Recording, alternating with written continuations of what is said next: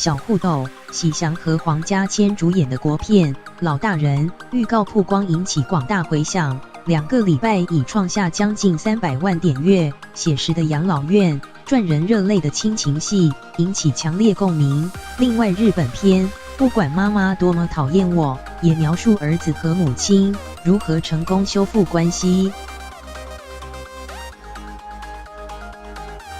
电影《老大人》，我们的阿爸不爱说话也不爱笑，肩上默默在担的是这个家。你要娶老婆的老婆本我都准备好了，不用你来照顾老伴离世的80岁小互斗，独自一人住在平溪郊区老厝，整天只为儿子女儿担心。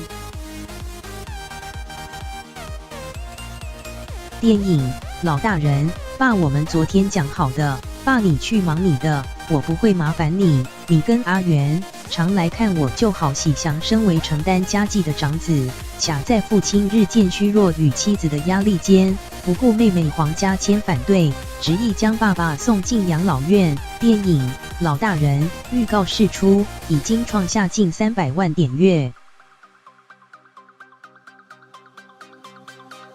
电影《老大人》，阿爸老了，才想到自己怎么这么少，好好陪他。怎么了？看袜子穿好没？阿爸你好吗？很多时候总等到来不及了才后悔。赚人热泪的写实剧情，引起网友强烈共鸣。